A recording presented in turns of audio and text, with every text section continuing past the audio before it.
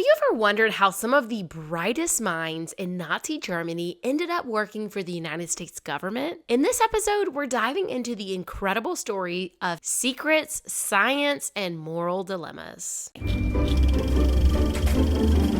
Well, hello there. I'm Christina, and you're listening to History and Hearsay. In the final stages of World War II, as Allied forces advanced into Germany, they were accompanied by over 3,000 scientific and technical experts. These experts were part of a joint British-American task force working to gather German technology. The Allies recognized the technological superiority of German aviation and weaponry and were eager to get their hands on as much as they could. The U.S. Army Air Force's Intelligence Service and the Air Technical Intelligence, ATI, had teams all over Europe collecting enemy equipment at crash sites in order to learn about Germany's technical developments. At each of these sites, ATI teams were competing with 32 other Allied technical intelligence groups to collect the information and equipment recovered.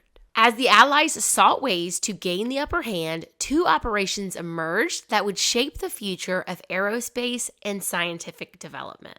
So a few months back, I talked to you guys about this jewelry that I'm loving from Ana Luisa, and they sent me a few pieces to show you guys. So Ana Luisa is a jewelry company based in New York City. They strive to offer simple, beautiful, and high-quality jewelry at a fair price. I'm still loving my Stephanie ring. I've been wearing it daily since I got it, and I was really interested to see how well it held up, and it has not tarnished at all, just like their website promises. So their pieces are tarnish resistant and hyperallergenic. They also specialize in dainty jewelry, which is typically my go-to style of jewelry, which is another reason that I'm really drawn to their pieces. So last time I got a pair of earrings, I got another pair of earrings to try out, and I really love these. These were on my list to try. So when they reached out to me this time, I grabbed these earrings. I really love how beautiful these pieces are. When something can be small and still catch your eye as like a statement piece, that to me is the perfect kind of jewelry. And with more than 25,000 five-star reviews, it sounds like there's a lot of customers out there who agree with me. And in fact, Ana Luisa is so confident that you'll love the quality of their pieces that they come with a 2-year, no questions asked warranty, and they also offer free exchanges and free shipping for their customers in the United States. And since this is my favorite type of jewelry, I'm drawn to pretty much every item they have on their website, but I'm really excited to try some more pieces from their collection. They currently have several different sales running, so with the holidays approaching is the perfect time to treat yourself or find the perfect gift for a loved one. So when you're finished watching today's episode, make sure you check out the link in my description box below and get you some Ana Luisa jewelry for yourself. And thank you to Ana Luisa for sending me these beautiful pieces. On April 22nd, 1945, the USAAF combined technical and post-hostilities intelligence objectives under the covert mission named Operation Lusty, which was short for Luftwaffe Secret Technology. Luftwaffe, of course, being the name for the German Air Force. Lusty operatives continued searching the European countryside for cutting-edge German weaponry from potential biologic agents all the way to rocket technology. When the fighting in Europe stopped in May of 1945, these efforts intensified. The Americans were only too aware that advanced German technology had to be obtained quickly before it was destroyed or seized by other countries, specifically the Soviet Union. In 1944, intelligence experts at Wright Field had put together a list of advanced aviation equipment that they wanted to examine, and these lists became known as blacklists. Under Operation Lusty and the leadership of Colonel Harold E. Watson, a former Wright Field test pilot, teams were put together. These teams became known as Watson's Wizards and were comprised of highly skilled pilots, engineers, and maintenance men. It was up to them to find and acquire the German aircraft, make them flyable, and deliver them to seaports for the trip to the United States. And these small teams used the blacklists in order to identify which aircrafts they were looking for. Watson's whizzers were organized into two groups. One collected jet aircraft, and the other procured piston engine aircraft and non-flyable jet and rocket equipment. The job of commanding all of these teams headed across Europe spread him pretty thin, and so Watson relied heavily on First Lieutenant George C. Strobel to carry out the acquisition of the ME-262. The Messerschmitt ME-262 was the world's first operational jet-powered fighter aircraft. This jet was one of the most advanced of the World War II combat aircraft, and as you can imagine, was a top priority for the Americans to get their hands on. Now, one of the reasons that the Germans had so much success early on in the war is because of their very effective pilot training program, and over time, the Whizzers began adding Luftwaffe test pilots to their team. Captain Heinz Bauer flew 70 women, children, and wounded troops to Munich-Riem Airport. After he landed, Heinz was approached by one of Watson's men who gave him the choice of either going to a prison camp or flying for the Whizzers. Heinz decided that being a Whizzer sounded great, or at least it sounded better than going to prison.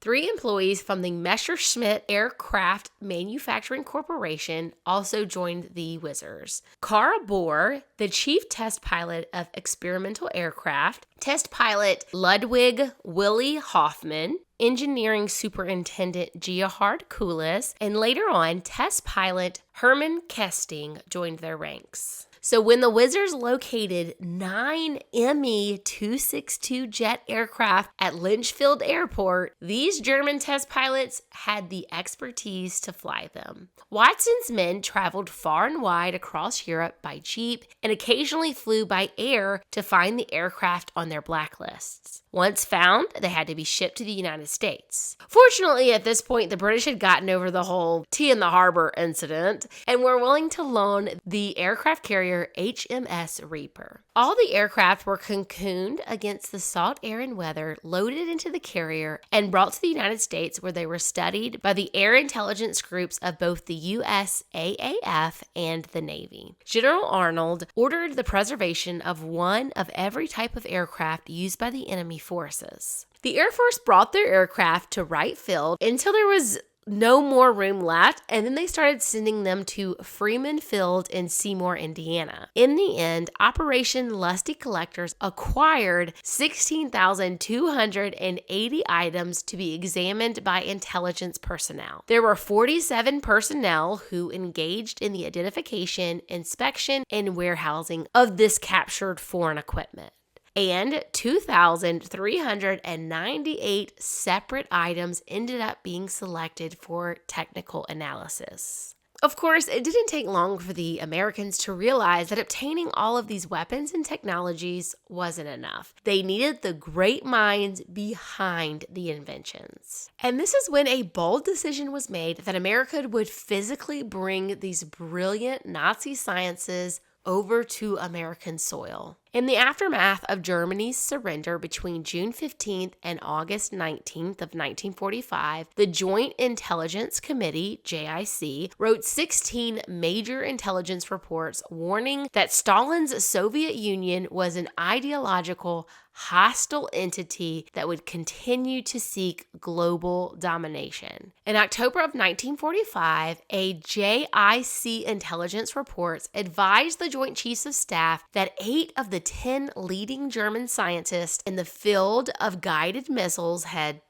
gone missing, presumably seized by the Soviets. Even more disturbing was that 2 entire German physics institutions had been disassembled, transported, and reassembled in the USSR. And the word that intensive Soviet scientific research programs were underway across Russia lit a fire under the American military. The fear of losing to the Soviets intensified and systematized the U.S. efforts to gather German science. And this fear is what ushered in Operation Overcast, which would later be renamed Operation Paperclip. This operation worked hand in hand with Operation Lusty as a high-stakes mission to recruit the best Nazi scientists, doctors, physicists, and chemists. During the war, German scientist Werner Ozenberg had put together a list of all the top scientists and engineers. This list, dubbed the Ozenberg List, included the names of the most brilliant minds that Germany had to offer. These were scientists and engineers who had been thoroughly vetted to ensure their political ideology aligned with the Nazi regime. In addition to their names, this list included their addresses and other critical details that would form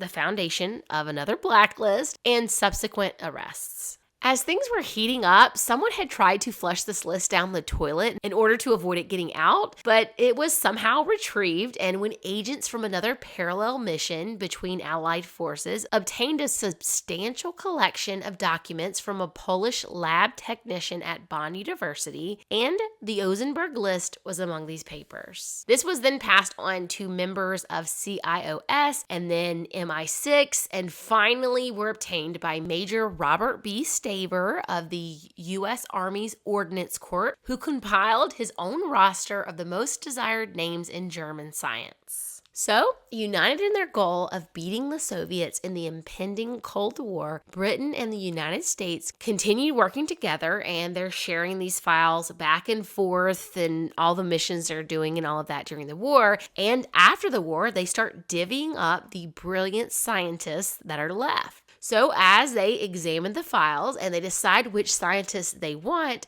the Americans would place a paperclip on the file of the men that they wanted, which is how Operation Overcast ended up being renamed Operation Paperclip, and it's also how the scientists became known as the Paperclip scientists. At first, Operation Paperclip was so secretive that even the Justice Department's Nazi hunters, whose job it was to track down Nazis for criminal prosecution, even they didn't know about it.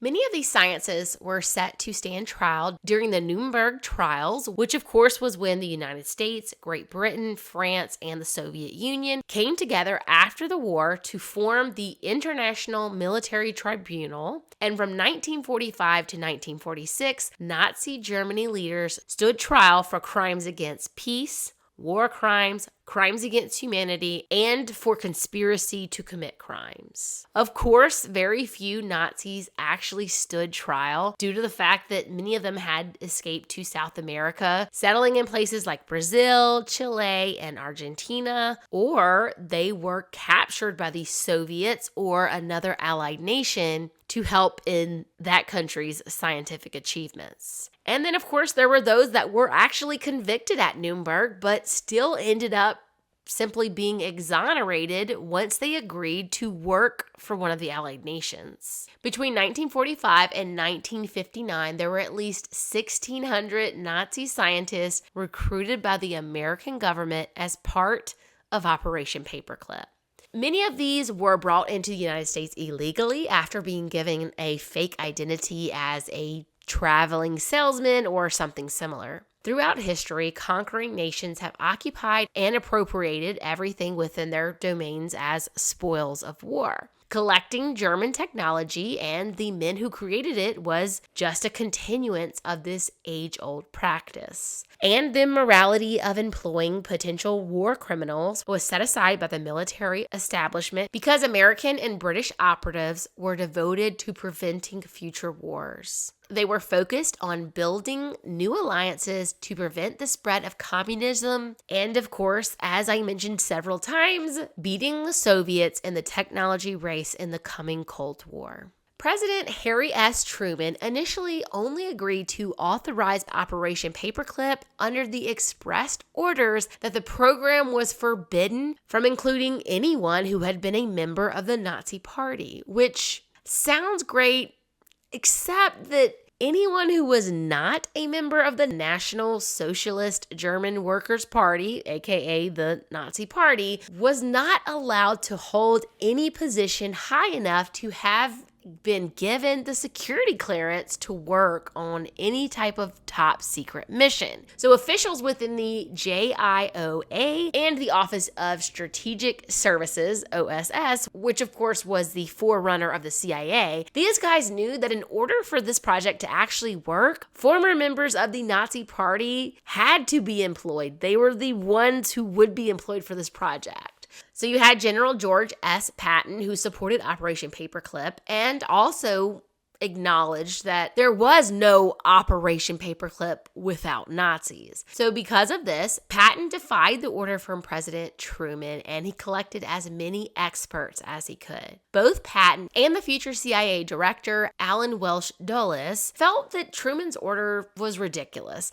and could have severe consequences in the short term. Now, most of these scientists most certainly would have picked the West as their first choice, but they also would have voluntarily gone to the Soviets over staying in their own country where they were total outcasts and even banned from most professions. Now, in order to practically bypass Truman's directive, the OSS and the JIOA, under the direction of Dulles, removed all references to any Nazi party affiliations. So with their records now clean of any NSDAP affiliation, these scientists have falsified records that allow them to come over to the United States with their families and obtain the top secret security clearances that are required for them to work on these top secret projects in the United States. Now, whether you agree with Dulles and Patton that this was a necessary evil or not, had the U.S. not recruited these scientists, we certainly would have been set back decades on the development of rockets, aircrafts, submarines, missiles, and various other advancements. Now, of course, of all the things that they were researching and studying about, German rocketry and the German scientists associated with them were definitely the centerpiece of this whole Operation Paperclip situation. But I think it is important to understand just how revolutionary some of this technology actually was. V-weapons, known in original German as Vergeltungswaffen. Vergeltungswaffen. You see why we just say V-weapons? This was a particular set of long-range artillery weapons designed for strategic bombing during World War II, particularly the strategic aerial bombing of cities. Now, the German V series of rockets, in particular the V2 rocket, had rained death and destruction on Great Britain during the early years of the war and were seen as a terror weapon. This was an unprecedented device that no fighter aircraft was capable of shooting this weapon down, and so that had proved to demoralize any enemy population because they just had this sheer sense of helplessness. When Dwight D. Eisenhower, who was a 5-star general in the U.S. Army during World War II, and of course, as you know, later became the 34th President of the United States, when he saw the V2 rocket, he said, "It seemed likely that if the Germans had succeeded in perfecting and using these new weapons 6 months earlier than he did, our invasion of Europe would have proved exceedingly difficult, perhaps impossible." Another area of focus lay in the realm of chemical weapons. It didn't take American analysts very long to realize that they were lagging significantly behind Germany in the area of chemical weapons. If the war had escalated to full-scale chemical attacks, the advantage would have most certainly overwhelmingly tilted in Germany's favor. In the summer of 1945, Dr. Gerhard Schreiber, among hundreds of other German chemists, were captured by the Americans, and it was revealed that Schreiber, albeit accidentally, was the creator of a devastating new nerve gas named tabun, serving as the precursor to lethal gases such as the now infamous sarin gas. Previously employed at an insecticide laboratory, Schreiber had attempted to develop a pesticide for eradicating weevils and leaf lice. However, upon synthesizing a cyanide-containing fumigant, codenamed Preparation 9/91, he realized just how massively lethal this stuff was, and so it was unsuitable to be used for a pesticide, much to his own regret.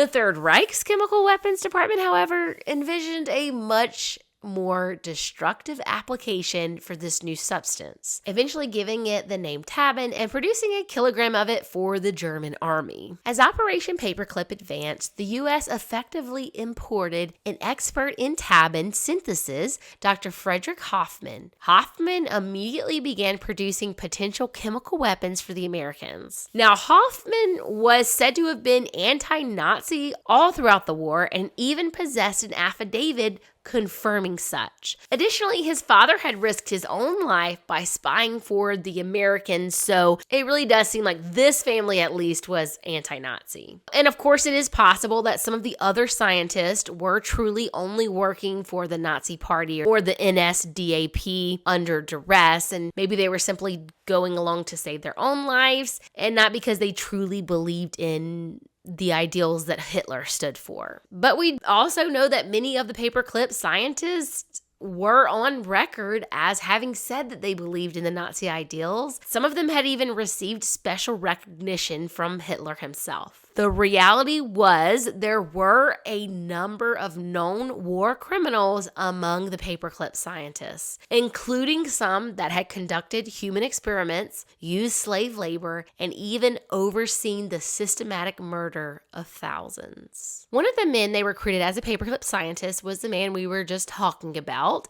the Surgeon General for the Third Reich, Major General Dr. Walter Schreiber. Now, this guy was a vaccine expert, and he did a lot of human experiments during the war. But according to war crimes investigator Dr. Leo Alexander, the most sinister of Dr. Schreiber's crimes is that he was involved in the introduction of an intravenous lethal propanol injections, which was a quick and convenient way of executing troublemakers in the Nazi camps. And these injections were also used on the sick. Prior to being chosen to become a Paperclip scientist, Dr. Schreiber did spend time as a prisoner of war, and he also appeared at the Nuremberg Trials, but was ultimately not charged with any war crimes at those trials, though he was convicted in absentia by a Polish court for conducting gruesome medical experiments at Auschwitz. Dr. Kurt Blome was Hitler's biological weapons maker and the deputy surgeon general of the Third Reich. This guy had nearly completed a bubonic plague weapon when the Red Army captured his research institute in Poland. Now, something else I want to mention, and you definitely will see it if you're watching on YouTube,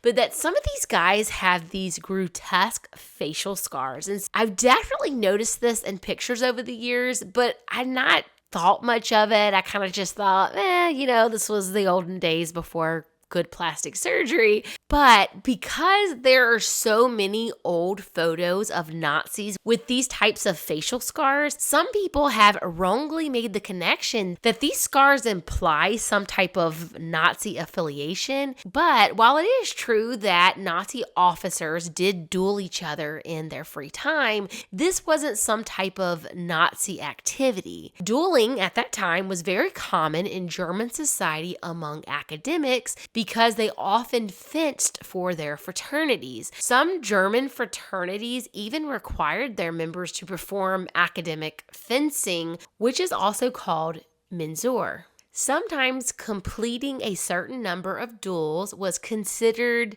an initiation rite for these fraternities. Now, as part of this initiation, when they were dueling and facing an opponent, they were supposed to stand still, keep their composure, and not move their head at all. Like, moving their head out of the way could be seen as an act of fear, which would then cause them not to pass the test for this initiation. And of course, not moving your face when there's a sword coming at it often resulted in an injury. And these facial scars became known as Schmiss or Heidelberg scars, named after Heidelberg University, which is one of Europe's oldest colleges. Over time, these facial dueling scars started to become more intentional, and some of these guys would put horsehair or even sand or salt into their wound so that it wouldn't heal properly and, of course, leave this more pronounced scar, which, of course, is why some of these guys have more pronounced scars than others.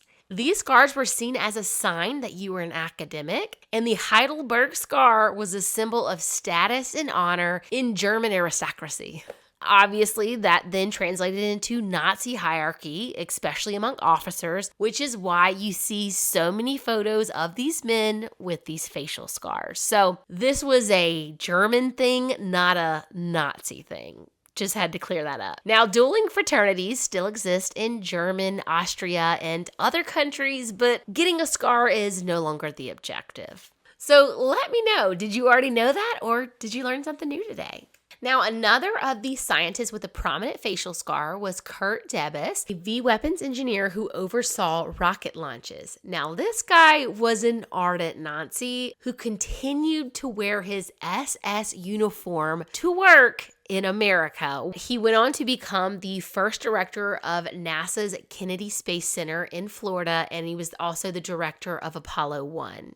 Major General Walter Dornberger was in charge of V-weapons development for the Reich. He was arrested by the British and held for nearly 2 years on war crime charges before being released into U.S. custody with the warning that he was a menace of the first order. He worked for the U.S. developing guided missiles as well as on other Air Force projects. Dr. Erich Traub was a virologist, microbiologist, and doctor of veterinary medicine. He weaponized Rinderpest, which is cattle plague, at the request of Heinrich Himmler, and even traveled to Turkey during the war to acquire a black market sample of the virus. Otto Ambros was thought of as Hitler's most valuable chemist. He co-discovered sarin gas. The A in sarin was actually for his name. Now, sarin gas is some nasty stuff, and it essentially paralyzes and then suffocates its victims. He was also chief of the Reich's C Committee for Chemical Warfare. And he's one who was actually tried at the Nuremberg Trials and convicted of mass murder and slavery, but was then granted clemency by High Commissioner John McCloy, presumably because the U.S. Army coveted his knowledge.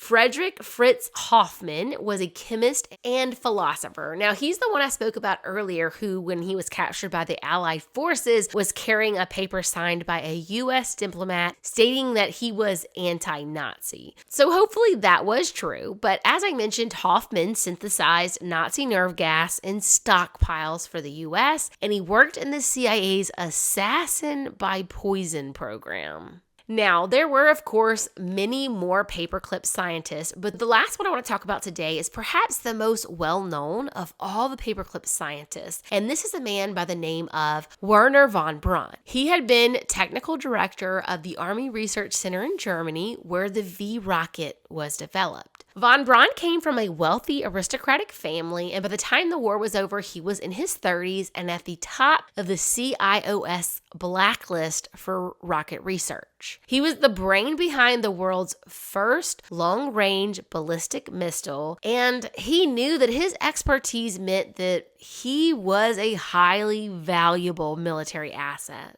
And because of this, on May 2nd, 1945, von Braun voluntarily surrendered. He basically called the Americans up and was like, "Hey, yo, I'm over here. Come pick me up."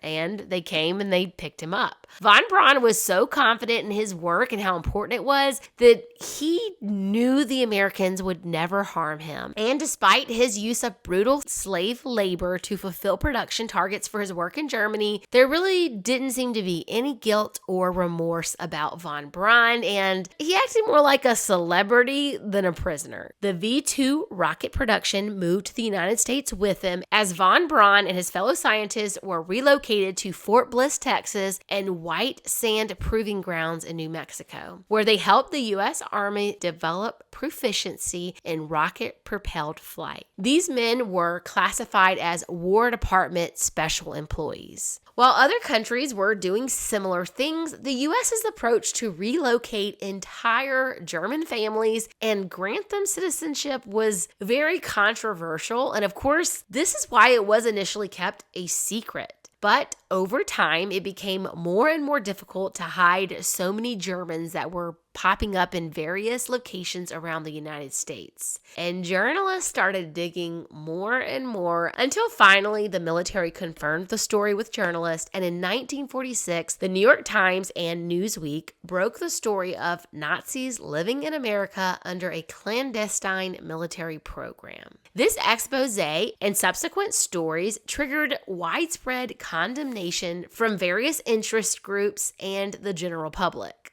Now, initially, the general consensus in the country was that this was a bad idea. Prominent figures, including Albert Einstein and former First Lady Eleanor Roosevelt, were very outspoken in their disapproval. The United States had, after all, just fought a war against the Nazis. These were bad guys. However, government officials assured the American public that the individuals recruited in this operation were the good Nazis. Not sure that's a thing, but of course the government insisted that none of these men had been complicit in the atrocities committed by Hitler's regime. Now, many people who opposed granting German scientists citizenship felt that it wasn't right to give citizenship to Nazis when millions of displaced persons, including survivors of Nazi atrocities, had no chance of coming to America. Most Americans were also against employing former Nazis in sensitive national security positions. But as the Cold War ramped up, the military's argument of keeping these scientists out of Soviet hands overpowered the population's objections. And of course, the government also continued to portray to the public that these were good guys who didn't agree with Nazi ideals and had simply been kind of forced into working for the Nazi regime. And as the years passed, this approach proved successful. Paperclip scientists gained prominence and accolades for their technological innovations, while their troubled histories were sanitized, leaving behind legacies that made them appear to be heroes. The V-2 rocket was used for various experiments and eventually paved the way for the development of more complex rockets. With his Nazi past largely hidden from the public, von Braun became one of the U.S. most important engineers at the height of the space race. In 1958, his team responded to the Soviets' launch of Sputnik with the U.S.'s own successful satellite launch. Von Braun became the director of NASA's Marshall Space Flight Center, and in the 1960s, he was the chief architect for Saturn V, the rocket that safely launched 24 American astronauts on their quest to orbit and land on the moon. Interesting little tidbit about von Braun, he also did some work for Walt Disney as technical director for 3 different shows. Even though we now have the theoretical knowledge to make a trip to the moon, it will be many years yet before our plans can fully materialize. Other Paperclip recruits contributed to the development of chemical weapons such as Agent Orange, pharmaceutical research, and the development of modern airplanes. These contributions helped the U.S. government present Paperclip as a success, but some critics wonder how helpful the program really was. While you can't deny that Nazis like von Braun saved the U.S. years of rocketry experimentation, they argue that there's no reason to believe that American scientists couldn't have developed the same technologies without him. And many of the Paperclip scientists were just average scientists who either completed their contracts and returned to Germany or simply took jobs alongside Americans with equivalent expertise. But ultimately, the issue of Paperclip's success is just one of the many questions raised by its contentious approach to science, ethics, and national security. Can scientists working on military technology be apolitical, or are they responsible for their creations? Can pressing political and military concerns justify overlooking war crimes? Defenders of this clandestine operation argue that the balance of power could have easily shifted to the Soviet Union during the Cold War, and if these Nazi scientists had not been brought to the United States. Supporters of this operation claim that this operation truly played a major role in the future of world peace, and without it, the United States would not be the leader of the free world or possibly not exist anymore at all. Operation Paperclip reveals a complex tapestry of ambition, morality, and the lengths to which nations will go for progress. As we reflect on this controversial chapter, it's a reminder that the pursuit of knowledge can sometimes come with some dark consequences. And how we choose to remember and learn from these histories shapes our future. Now, I mean, if you ask me, best case scenario would have been to imprison and or punish these guys in the United States and then just still force them to work for us, right? I mean, maybe that wouldn't have turned out so well, but at least the Soviets wouldn't have gotten their hands on these guys. I mean, at the very least, I feel like these guys shouldn't have been allowed to just be treated like regular old citizens, and they could have at least made their life a little bit harder than they did. It just seems like their life was a little too cushy, you know? But let me know what you think in the comments down below. And until next time, don't forget to check out Ana Luisa and get yourself some of this beautiful jewelry.